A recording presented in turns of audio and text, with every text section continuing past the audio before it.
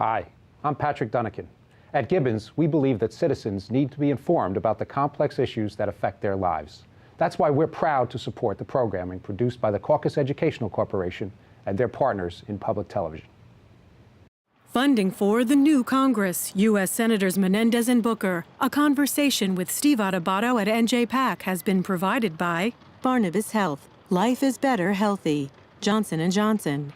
NJIT. New Jersey Institute of Technology. The New Jersey Education Association. Health Republic Insurance of New Jersey. PSE&G. Committed to improving New Jersey's economy and strengthening its communities. And by the law firm of Gibbons PC. This is One-on-One. When you first heard that they were doing Charlie Rose and Gayle King, didn't you go, what? People like laughing at others, so I don't mind if the other is me. See, you go right into the character. That's what it is. I'm bringing families together a half an hour each week. Man, I'm doing something special. And so I do feel successful.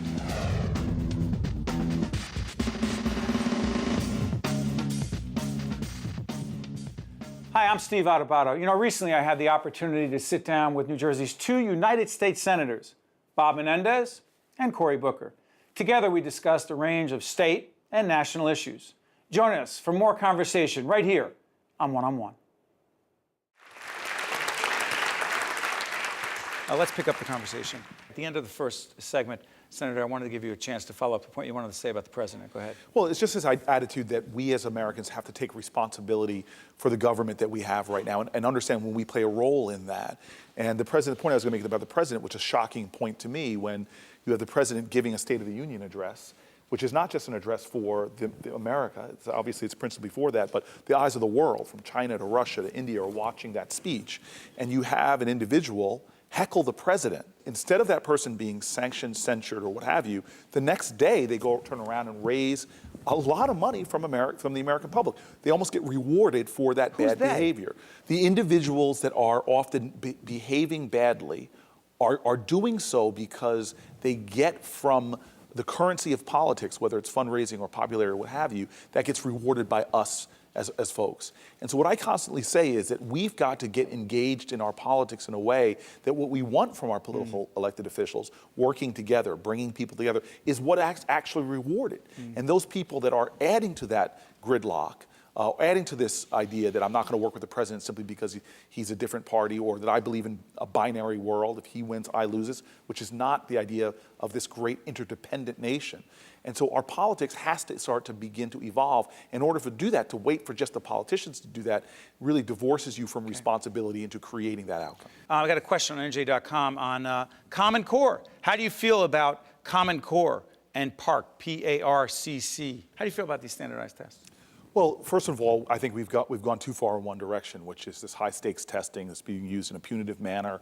It is, I think, from all the teachers I talk to, in many ways undermining their ability to give a well-rounded education, and we've got to find the right balance. And so to create an environment where the tests instill fear as opposed to helping to give feedback loops for accountability, we have to do better than that. And I think that many teachers and administrators now feel overly burdened by them and feel like they're spending a lot of time teaching to the test.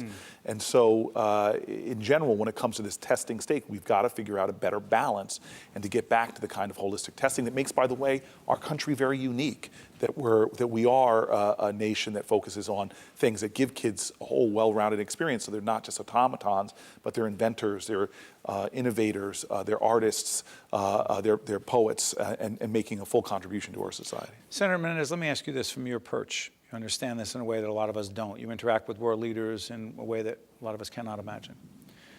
What do you say about the criticism of the president, that he is a weakened leader around this country? He is perceived to be a weak leader around this world, excuse me.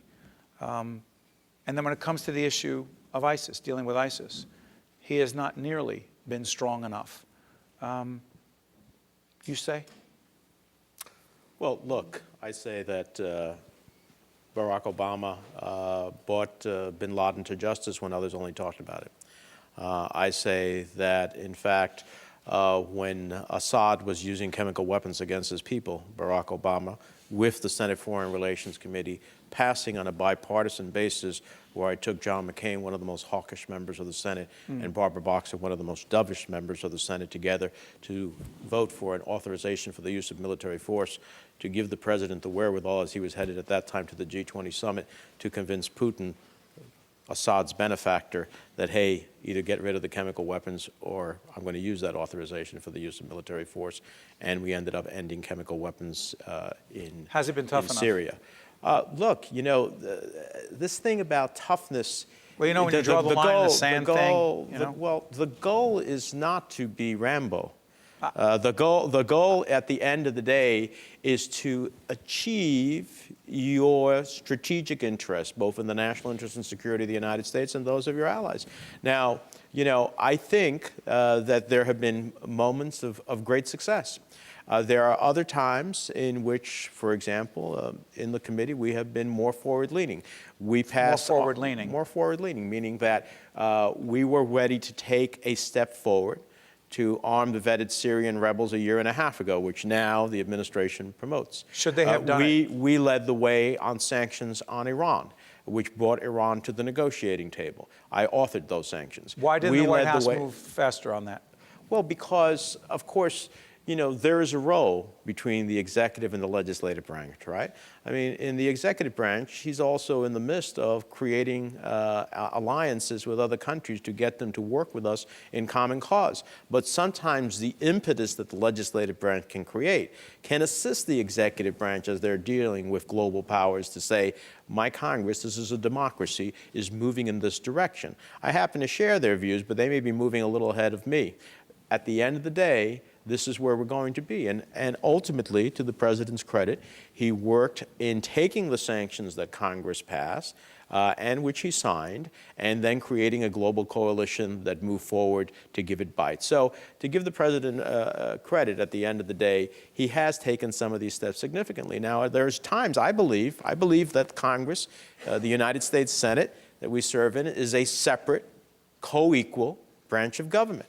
That means, you know, I support the president when we are in common cause, and when we have a different view, I will pursue my different view, because the ultimate people that I am responsible for is to the people of the state of New Jersey who elect me, and I'll make my case as to how I see things and why I voted certain ways and what positions I took. Just so I can get this, just on ISIS before we leave it, complex issue. Hard to even figure out who they are, where they are at. You know, we're in New Jersey, what do we know? Do you believe the strategy that we understand the White House to be implementing to deal with ISIS is the best strategy? It'll be an evolving strategy. Should we have, quote, boots on the ground? Well, the bottom line is, you know, I am neither a hawk nor a dove. In Afghanistan, I supported then President Bush, because that's where bin Laden and al-Qaeda, the perpetrators of September 11th, the reason we lost 700 New Jerseyans, the reason we lost 3,000 Americans, and I supported the use of force there. When it came to Iraq, I looked at the intelligence that was available to any member who took the time, and it came clear to me that there was no clear and present danger, no imminent threat, and no evidence of weapons of mass destruction, and I voted against it. Now, the question is not simply boots or no boots. The question is, if you can have the Iraqis, the Kurds, and moderate Syrian rebels be the ground forces to follow on the airstrikes, then that is a strategy, if in fact we can strengthen their abilities, that may very well work, which means that I don't have to send your son or daughter or my son and daughter to fight there when those who are in the midst of the challenge most immediately are willing to fight themselves. I'd rather test that first. And lastly, as it relates to ISIS itself, ISIS is a threat to the national interest and security of the United States.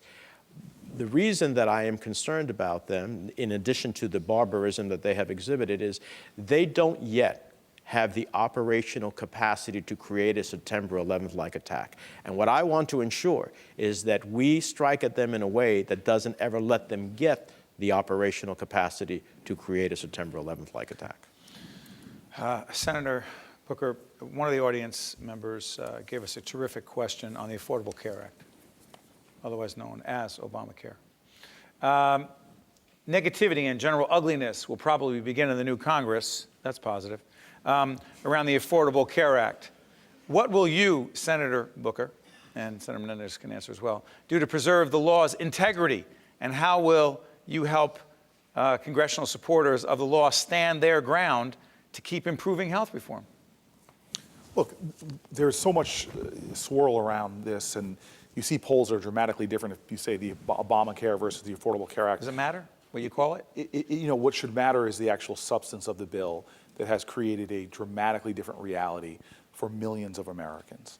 And so I don't want to go back to a time where a family with a sick child couldn't get that child insurance and would face bankruptcy. I don't want to go back to a time where a woman had a pre-existing condition being a woman and would often face, this is all true, would often face a far more expensive pathway to health insurance. I don't want to go back to a time that someone who is sick just can't get insurance, period, because no insurance company will allow them. Because of a pre-existing condition? Because of a pre-existing condition. I don't want to go back to a time when people who are working hard every day, playing by the rules, have no pathway towards health insurance, and then often end up getting their health insurance in the most expensive way to taxpayers, which is the emergency room.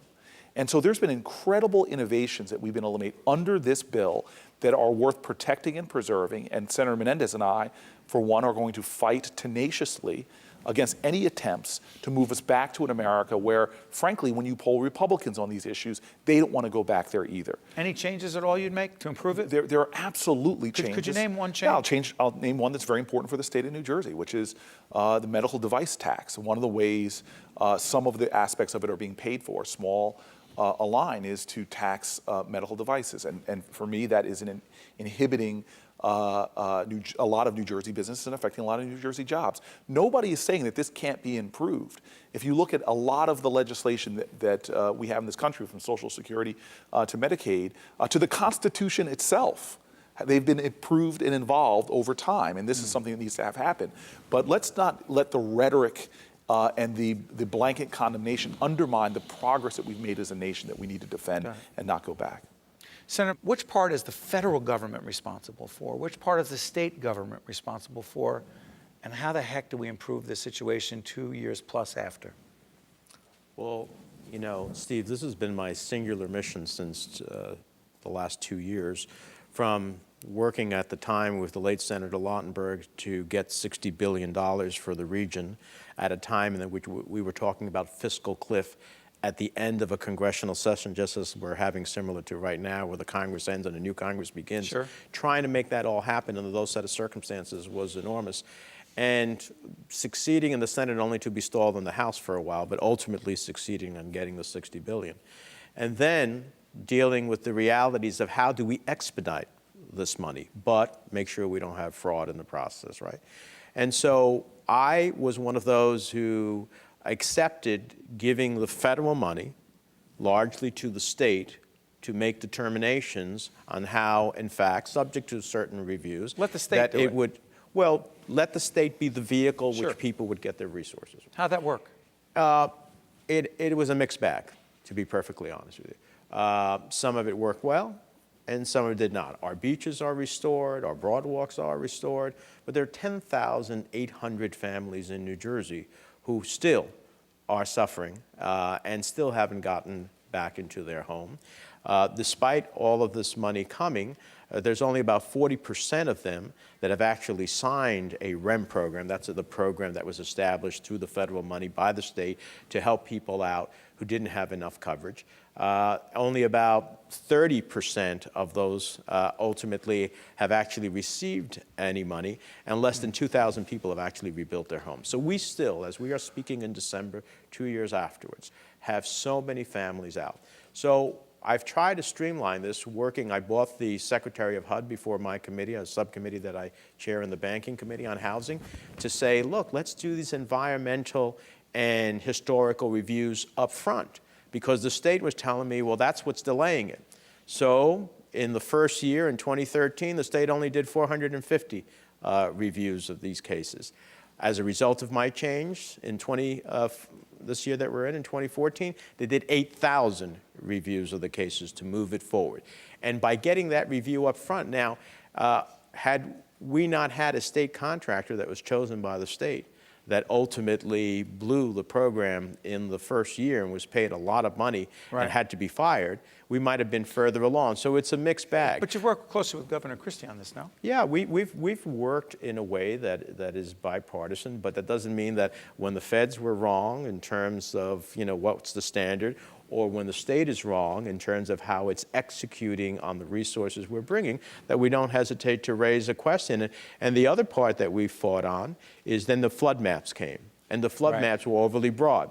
And we succeeded on reducing the flood maps so that there were less zones that were legitimately a major flood area, because that meant how much flood insurance you had to pay. And finally, then we had the flood insurance issue, where we had rate shock. And that's the legislation I mentioned before that we passed. And Senator Booker came in at that time, was a big ally in our process, and now stopped the rate shock. And today, we got some tremendous news that we announced together by taking the FEMA administrator and saying, hey, it's unfair that insurance companies where people have paid 10, 20, 30 years lowball, purposely lowball the amount that they're going to give a policyholder, a homeowner in our state, and that, by the way, some of these insurance companies took engineering reports and had them redone so that they could either deny claims or lower claims. And today, we got the type of information released that will give all of those policyholders a fighting chance. A few seconds on this before we leave Sandy. Oh, I just want to let, again, I think, first of all, Senator Menendez has been a phenomenal leader on this. Do you disagree on anything? We're going to have areas where we disagree, but New Jersey, no, let's just be clear.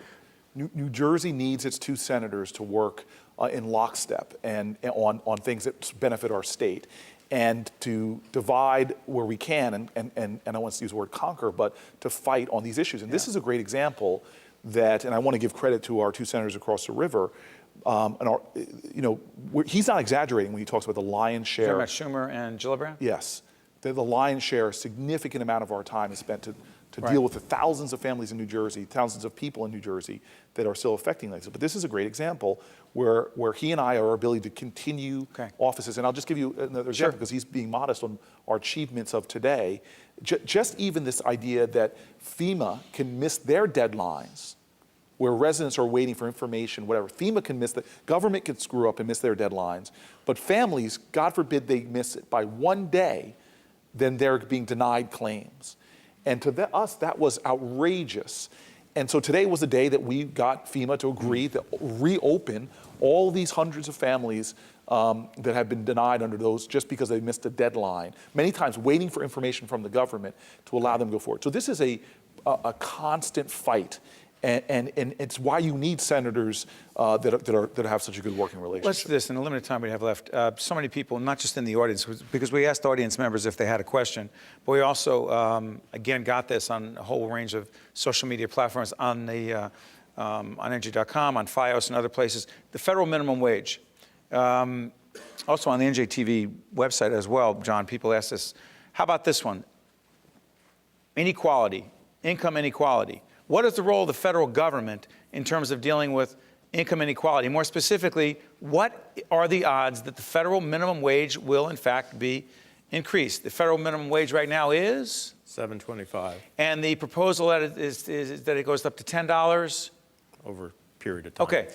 What are the odds that that happens, number one? And then what are the larger implications in terms of what is the role of the federal government to deal with income inequality? Well, as you know, in New Jersey, because of the state's efforts, it's $8.25, and as a result of the constitutional vote that was taken, it'll be $8.35 or something. What do you think it should be?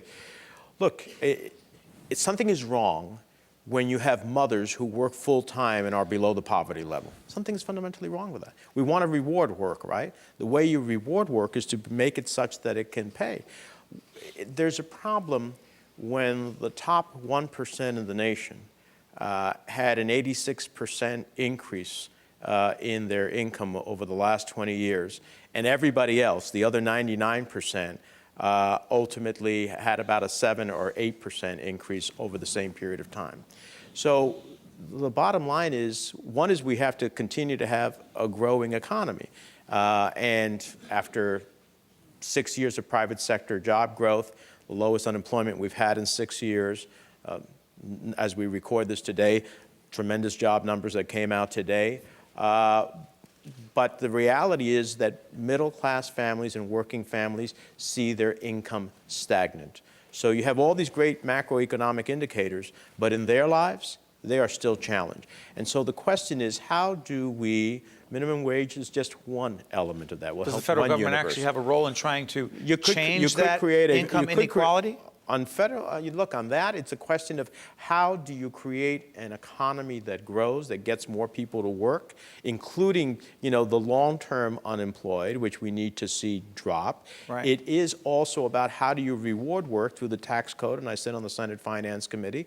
How do you also reward creating opportunities for people to save and to be able to get their kid through school? When you graduate to college today under a mountain of debt, yet we need the most highly educated generation of Americans we've ever had to be globally competitive.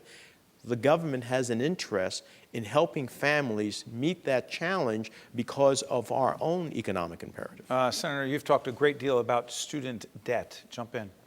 Well, look, we're in this distraught present again, where our country used to lead on all these indices. From social mobility, we used to be the best country in the world to be born poor. We're no longer the best country in the world. If you want to make it from poverty to middle class, better to be born in England, in Canada, in Germany. All of these things are becoming stacked against middle class and poor families, just continue to go up and up and up. Our competitor nations are keeping the cost of college low. Germany, 4% of median income to go to college. Canada, about 6%. America, 52%, 52% median income to go to college. And so when you see, and then you understand, and this is where, again, I just really want to applaud Senator Menendez on the Finance Committee, especially because when you see the policies that are being pushed by some, you begin to scratch your head and say, why are we... For example? Let's take this simple point. In America, it's unconscionable to me that New Jersey residents right now, there are many of them, who have skyrocketed student debt. I've done this in rooms with 30 and 40-year-olds who are still carrying college debt, and many of them are paying 5% interest, 7% interest, 9% interest, 11% interest, because you can refinance your car loan, your mortgage loan, but you can't refinance your college loan. And so you're stuck in this unconscionable interest rate given where the interest rates are right now. And so I just make simple thoughts. I have friends in businesses that because they're in a hedge fund or other business, they have something called carried interest, which means they pay a lower tax rate than their secretaries. That is what we call a tax expenditure. It is a way that we are trying to reward certain behavior. The idea there is that we're somehow incentivizing investment. Well, what should the federal government do to change it? Well, what I'm saying is what's going to drive our economy more in the long run? Shifting that tax break there to a federal government right now that makes billions of dollars off the backs of our students, because the student loan program, many Americans don't know this, is a profit center for the government.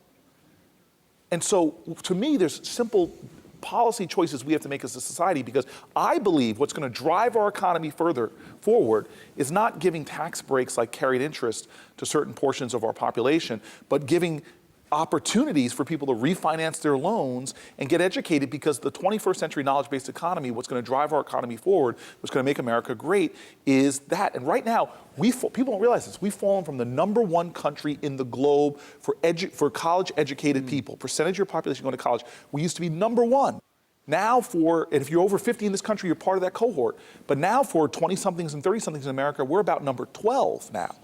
And so this is hurting our economy dramatically, because we're having we're making financial policy decisions that are benefiting the wrong groups and not doing the things that will drive our economy. And by the way, poverty is a harsh, I would even call it a violent reality for many people, because it keeps them from being contributors. It keeps them on the sidelines. An example I'll give to this. Couple minutes, go ahead. I just took 4 kids to the movie theater from Newark, 5 kids to see Penguins of Madagascar. And I met their mother. You sat through the whole thing. I did. I met their mother at IHOP here in Newark, making the tipped wage dramatically lower than the $7.25. And I asked her, what does she do? She's working double shifts. She lives in the West Wardmere.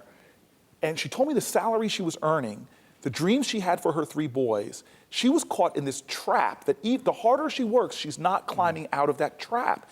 And I asked her, what's her dream for herself? If she could get to college or to Essex County. She said, my dream is to be a social worker. Here's a woman that wanted to, in effect, help other people, but because she was in this trap where work does not pay, and so that's what we have to stop in this country, this madness, keeping our kids from going to college, from living above the poverty line, all of these things, and their policy And the federal issues. government's role, in the time we have left, the federal government's role, real quick, yes or no? Should we tax those who you were saying are getting a special deal? Should we tax them at a higher rate? So obviously, yes, on issues Obviously, of carried, yes. Obviously, yes. carried interest. No. Wait. First of all, I don't have anything against wealth whatsoever. But there's a lot of places in the tax code that, he mentioned carried interest. He's right. Look, there's a whole bunch of others. Look, we give Real quick, go ahead. special breaks to the oil industry. Shouldn't do that. They make record billions of dollars in profits. The marketplace has taken place over whatever the tax code should be. So I don't know if you use an offshore tax haven. What, are you kidding me? How could you even ask me it's that? public television. Neither do we. So the bottom line is, why don't we close the loopholes on offshore tax havens? Before we talk about anybody's individual rates, there are plenty places in the code to close and create prosperity. And they want you to talk about it as a taxing the rich more. No, it's creating a fair tax code that works for us all. It's not about taxing one group more. On that note, loopholes. I tried. I tried. On that note, I'm going to ask our live studio audience to say thank you to Senators Bob Menendez and Cory Booker. That was good, right? I got to do this. You ready?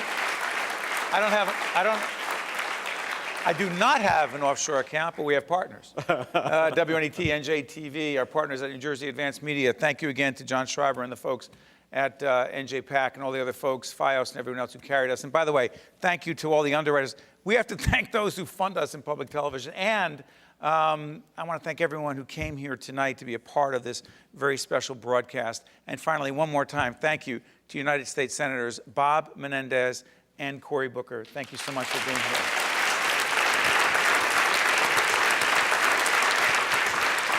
Thank you, everyone.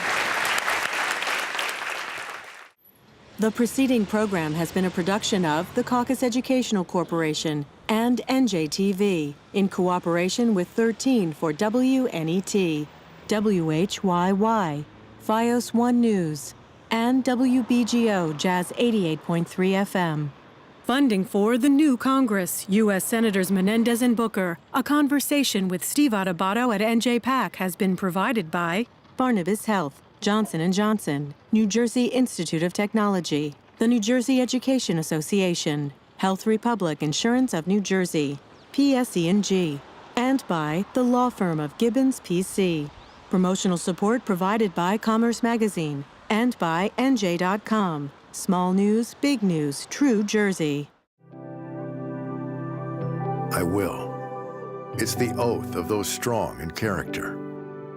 A call to build our own dreams, not someone else's. Doing whatever it takes to create a better way. This is Health Republic, a not-for-profit co-op health plan created to give us control of our own health care.